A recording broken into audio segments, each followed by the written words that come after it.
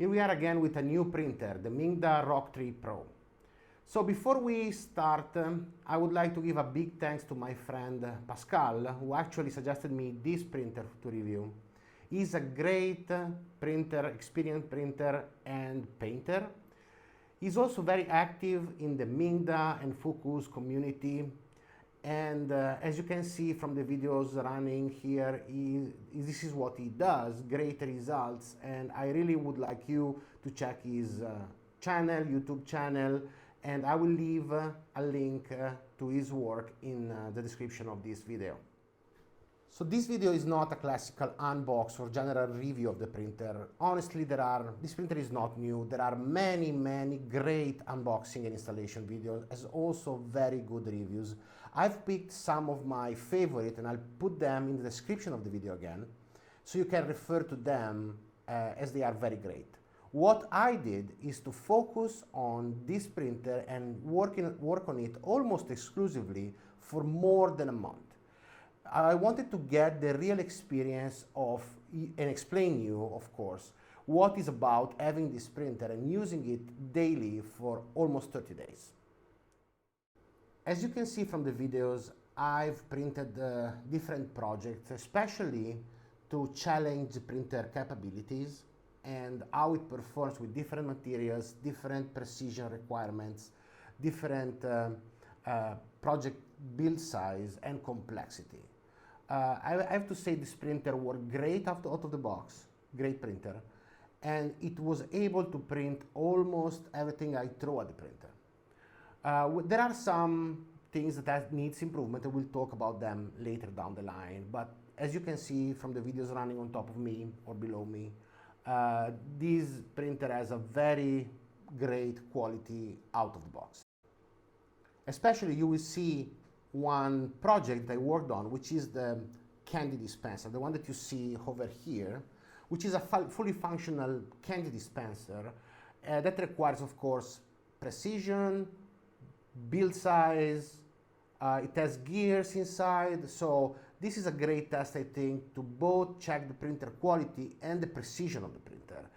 It turned out pretty well, as you can see from here, but also from the video that it's more detailed and goes in greater detail about the quality of the outcomes. So this is my main focus, is this project, and it turned out great. And I suggest you, and I will put the link in the description, to print it out too. It's fun, it's also a great learning experience when you try to print something.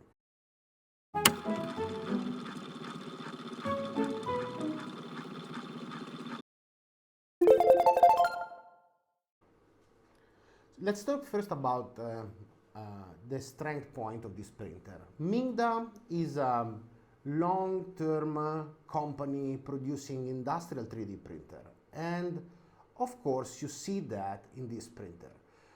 This printer is very well designed with some how to say, unusual choices that some people like, some people don't, and especially the end stops, which are, how to say, very 90s, but they are very effective. They work. So I appreciated the effort that Mingda put into using very proven technology in this printer.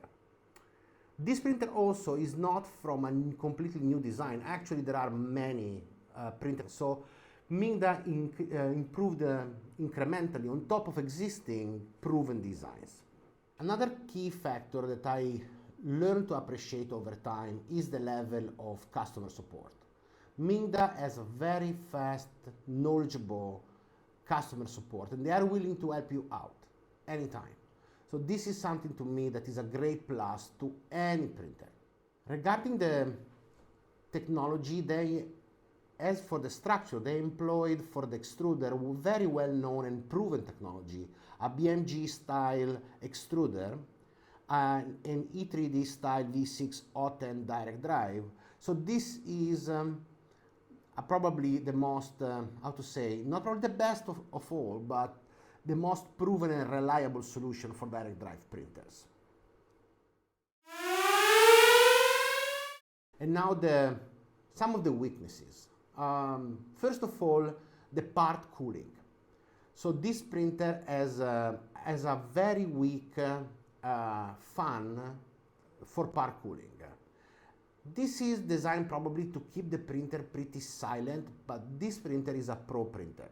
I think any printer that classifies itself as a pro printer should have the best. The problem that you will experience with this printer and the cooling system is mostly on overhangs. You can reach up to 40 degrees overhangs, and after that the printer won't be able to cool down enough the part. The other thing that I don't like is the fact that this printer by default doesn't come with a leveling technology, BL Touch, 3D Touch, whatever. I know people don't like it. Not all the people like leveling, auto leveling system, but having made a choice to come out in a glass bed, we know that as much as the manufacturing quality is high, glass beds tend to be warped and have bumps. So even if you are a good manual leveler, still you will suffer from bumps in the glass. So as much as this printer came with a glass bed and not a PIE sheet or whatever, this printer should have a leveling solution. For this reason, and I have to give a plus to Mingda, they decided to already cable the BL Touch connection and leave it open over here. So it should be pretty easy to install a BL Touch on this printer. Of course, having a BL Touch would allow this printer to, I think, perform way better in terms of leveling. And I checked with them, and they even offer an official BL Touch supported firmware upgrade for this printer. The other things, and you know I care a lot about that, is about the Marlin firmware, open source. This printer is fully open source, so plus to Mingda, this printer is super open source. They give you the source code and whatever needed to build your own Marlin. Now, the issue is that their current version of the firmware is very outdated. It's based on Marlin 2.00, so we are talking about years ago. So it's missing some very important features like mesh bed leveling, to name one, but many others that are expected from a 2021 printer. But the good thing in all of this is that those weaknesses can be easily addressed and probably fixed. So I'll be working in the next couple of weeks, a month, to implement all these fixes to see where we can push this printer. Especially I'll be working on a BL Touch installation and tuning. I'll be trying to implement a new cooling system, probably with stronger fans and different blower configuration. And I'll be creating an updated firmware, trying to integrate the best of the latest Marlin release and also applying some new UI updates.